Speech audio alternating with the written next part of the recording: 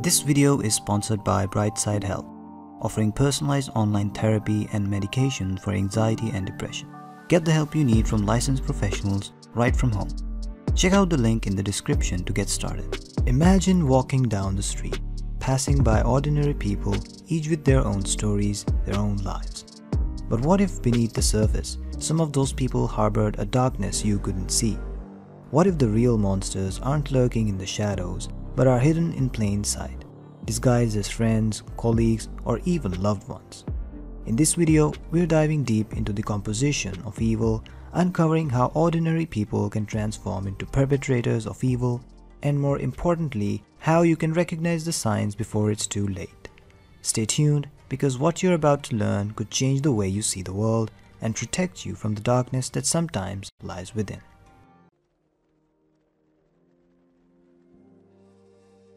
The question of how ordinary people can commit extraordinary acts of evil has long puzzled psychologists, philosophers, and historians. In his book, The Lucifer Effect, Understanding How Good People Turn Evil, psychologist Philip Zimbardo offers a profound exploration of this troubling phenomenon, drawing from his infamous Stanford prison experiment and a wealth of psychological research. The lessons from his work shed light on the complex interplay between individuals and their environments, offering crucial insights into how and why people can descend into darkness. The power of situations. One of the central themes of Zimbardo's work is the overwhelming power of situational forces. While we often like to think that our actions are driven solely by our morals and personality traits, Zimbardo argues that the environment can be a far stronger influence. In certain situations, even well-intentioned individuals can find themselves acting in ways that contradict their core values. This is evident in the Stanford prison experiment, where students assigned to play the role of guards began to exhibit abusive behaviors towards their fellow students playing prisoners. These guards were not inherently evil, rather the experiment's toxic environment fostered these behaviors. Dehumanization, the first step towards evil. Dehumanization is another key factor in how people become evil. When individuals or groups are perceived as less than human, it becomes easier to justify cruelty against them. This process often involves labeling, stereotyping, and creating an us versus them mentality. Throughout history, dehumanization has been a precursor to atrocities, from genocides to systemic oppression. By stripping away the humanity of others, perpetrators can distance themselves from the moral implications of their actions. The role of authority and conformity. Zimbardo's work also highlights the influence of authority and conformity in the process of becoming evil. People are surprisingly willing to obey authority figures even when instructed to perform harmful actions, as demonstrated by Stanley Milgram's obedience experiments. Additionally, the desire to conform to group norms can lead individuals to participate in or condone behaviors they would normally reject. This is why environments that lack accountability and encourage blind obedience can be breeding grounds for unethical behavior. Ideology and moral disengagement. Ideology plays a crucial role in justifying evil actions. When a cause or belief system is framed as morally superior, it can lead individuals to rationalize harmful actions as necessary or even virtuous. This process of moral disengagement allows people to separate their actions from their personal moral standards, making it easier to commit to or support atrocities.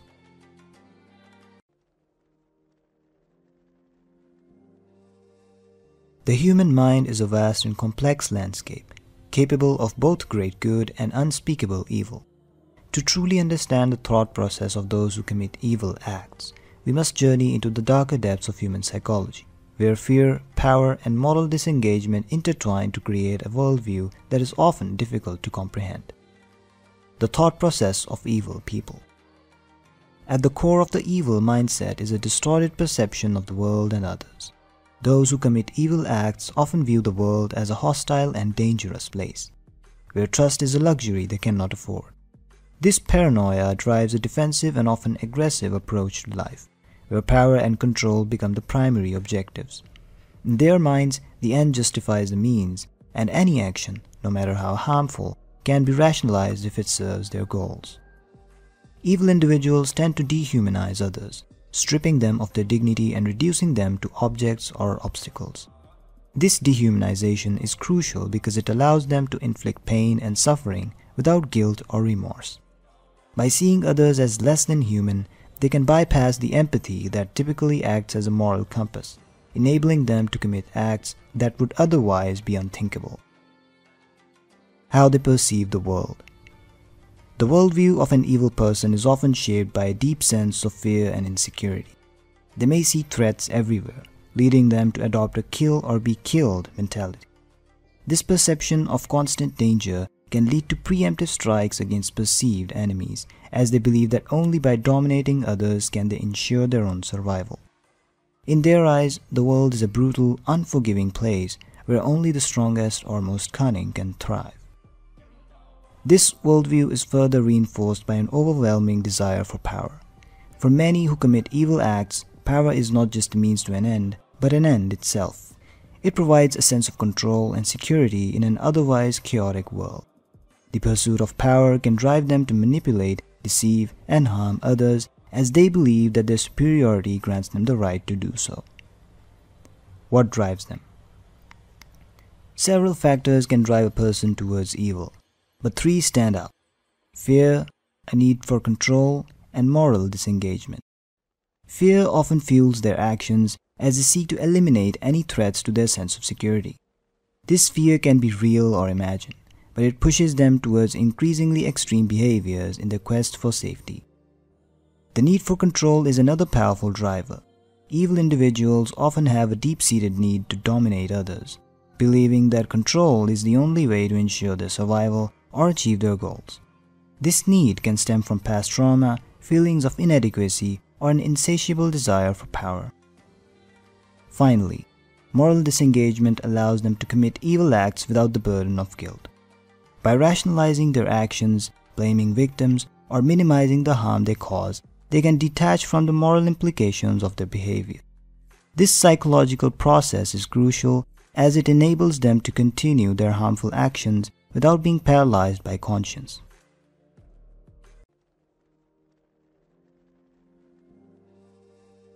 Dealing with evil people requires a strategic balance of self-protection, assertiveness, and ethical principles. First, it's crucial to recognize and acknowledge the harmful behaviors, understanding that these individuals may manipulate, deceive, or exploit others without remorse. Establishing clear boundaries is essential. Assert your limits firmly and consistently to prevent further harm. Avoid engaging in their toxic dynamics or being drawn into their games. Maintain emotional distance and refrain from retaliating in ways that could escalate the situation.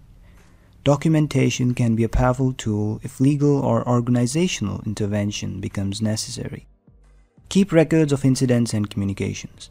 Additionally, seek support from trusted friends, family, or professionals to help you navigate these challenging interactions and maintain your well-being. Importantly, resist the temptation to mirror their behavior.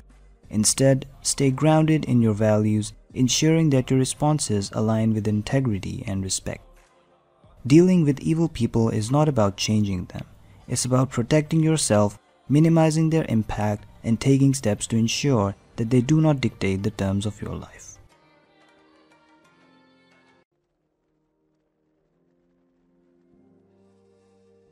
The potential for both good and evil exists within each of us, influenced by our environment, choices, and mindset. Protecting yourself from becoming evil involves cultivating self-awareness, empathy, and strong moral principles. First, acknowledge the power of circumstances. Understand that everyone is susceptible to negative influences and stay vigilant about the situations you put yourself in. Surround yourself with positive role models and environments that reinforce ethical behavior.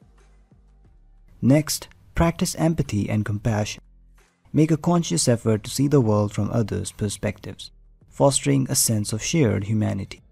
This reduces the likelihood of dehumanizing others, a key step on the path to evil. Regularly reflect on your actions and motivation. Self-reflection helps you stay aligned with your values and recognize when you're veering off course. If you notice harmful behaviors or thoughts emerging, address them immediately by seeking guidance or support. Finally, commit to moral principles that guide your decisions even when it's difficult. Hold yourself accountable and be open to feedback from others. By consistently choosing integrity, even in small actions, you build resilience against the influences that can lead to harmful behavior. By staying mindful of these principles, you can safeguard your character and ensure that you remain on the side of good, regardless of the challenges you face.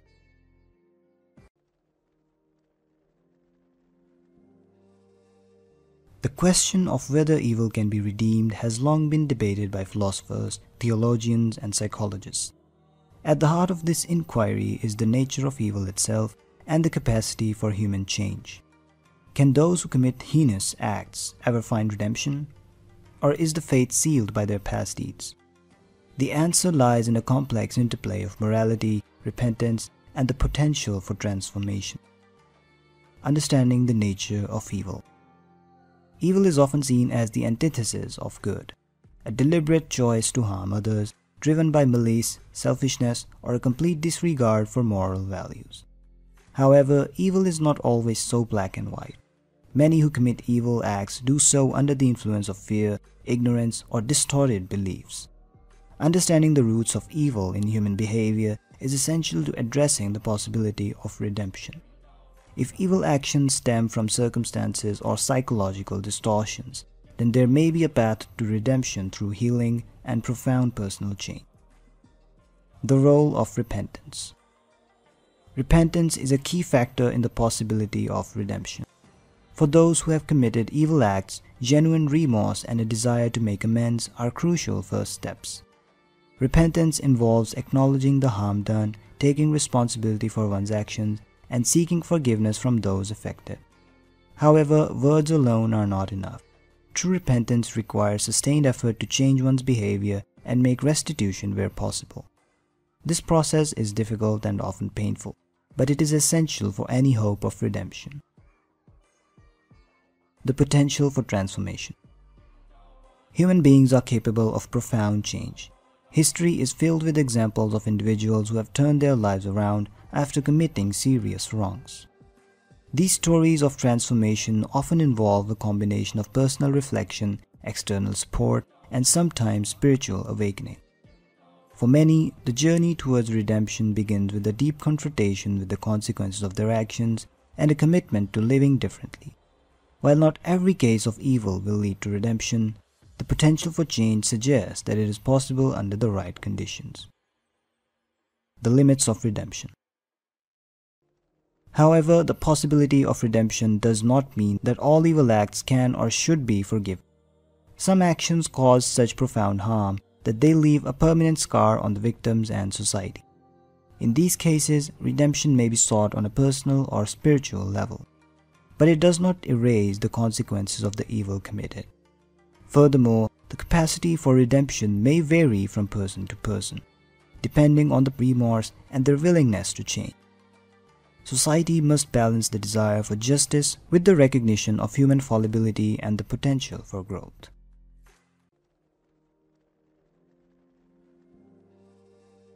The question of whether evil can be redeemed ultimately depends on one's belief in the possibility of change.